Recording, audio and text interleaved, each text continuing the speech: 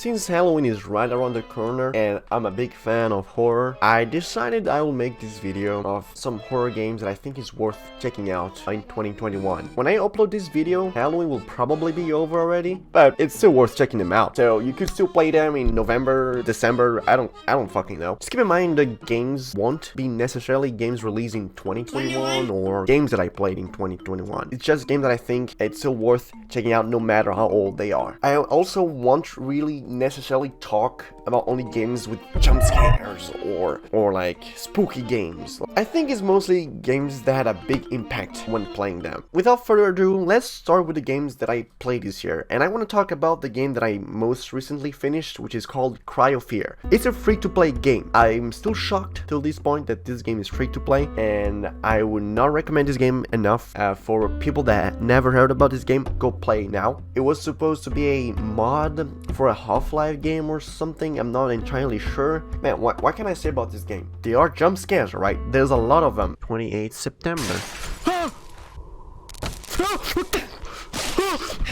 There's a keypad here we need to find. I don't want to spoil too much. There is great story, great combat, even though the movement can be pretty junky. You got like enemies clipping through walls. There's a lot of bugs and glitches out there, but for a free-to-play game, it's still worth checking out. But the real horror of this game are the random crashes when you enter a new room. And I need to heal. What?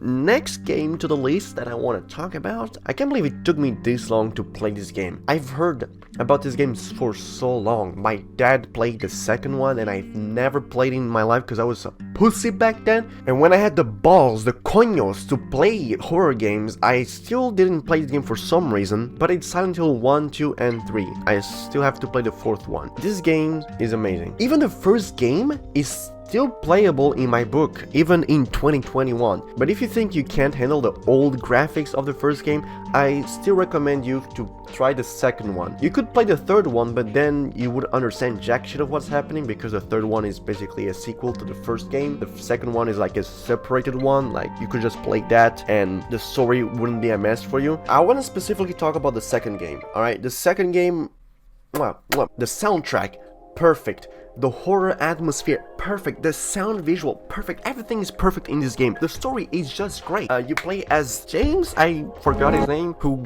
goes to look for his wife who's apparently dead.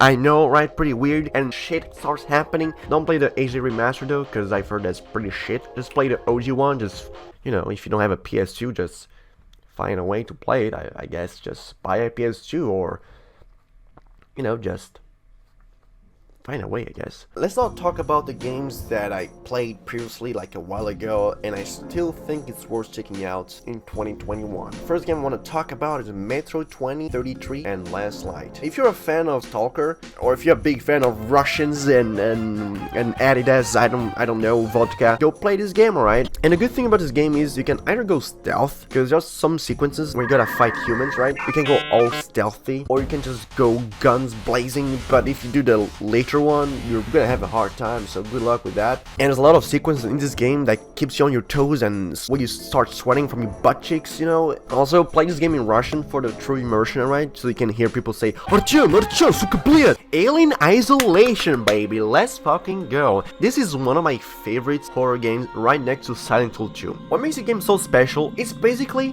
the alien is a imposter among us and he's going through the vents and you have to find the imposter. No wait, that's the wrong game. Basically, this game is you play as Ripley, the daughter of Ripley. I forgot, I haven't seen the movie in a long ass time. Who's in a station and there's an alien roaming around, and the catch is the alien is everywhere you go. You have to be stealthy all the time. You go in certain rooms, there's like enemies around waiting for you. They can start shooting at you, and if alien will pop off the vent and eat them and kill them, and then you have to like hide yourself from the alien because some dumbass motherfucker decided to start shooting at you when there's an alien right on top of them. And the fucking AI of this alien, I cannot say it enough, the AI of this alien is just so fucking good. And the best thing is like after you start dying multiple times, or like when you start progressing through the game, the alien will start adapting to your movements and stuff. So when you think you're safe, you are not truly safe. So that's the thing I like about this game. This game keeps you on your toes at all times, and that's what I'm all for, baby. Play this game if you wanna shit your pants. Alien Isolation is a good game. Talking about shitting your pants, how about Outlast? You guys like a game where you can't do jack shit, where you can't fight enemies?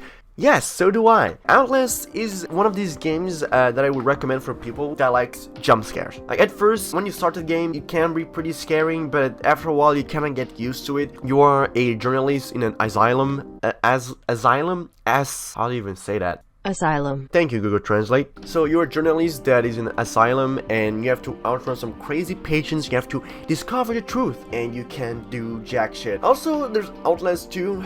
I would recommend, but a lot of people say it's shit. I don't know why. I enjoyed it, even though the visuals in Outlast 2 can be a little bit more fucked up than the first one. So it could be a red flag for a lot of people, because even for me, who I'm used to like seeing fucked up shit on screen, Outlast 2 kind of made me feel uneasy. So just keep that in mind, right? If you're going to Outlast, you just expect a lot of fucked up crazy shit happening there. Alright, now we've already been talking about some horror games. Let's talk about something different. Let's talk about a horror and action game. Resident Evil 4. It's a classic. If you haven't played it by now, there's now Resident Evil 4 VR, so you could maybe try that out. Even though in the VR version, they kind of cut out the parts where Leon is being a player, and Ashley is not equipped with some amazing ballistics. I see that the president's equipped his daughter with ballistics too.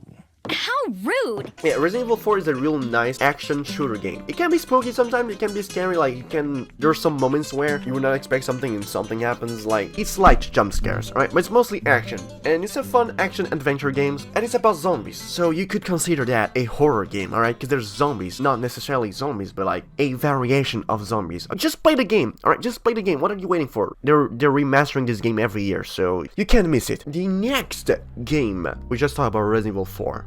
Resident Evil 2. You might think Resident Evil 2, another action game? What the fuck? No. Actually, Resident Evil 4 is when they started going to more the action packed Hollywood-y versions of video games.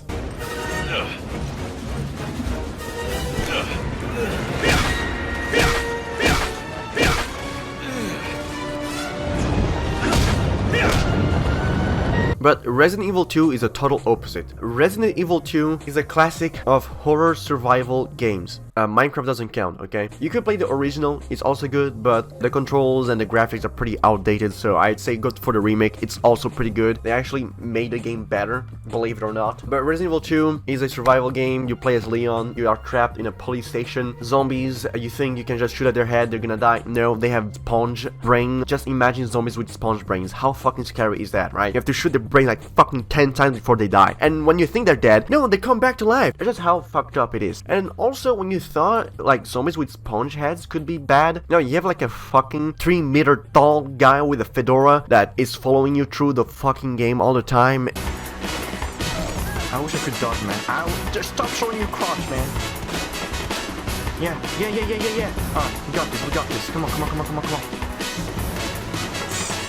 Oh my god. Good thing he walks though, but still pretty menacing. He's really good.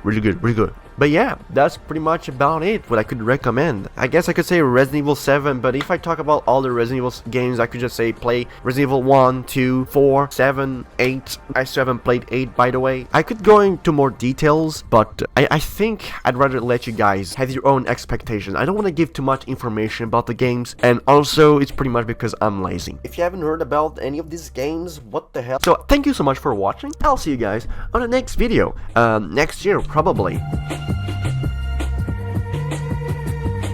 While I was recording this, I forgot to mention the obvious horror game that everyone was probably expecting on the list, and I forgot to put in.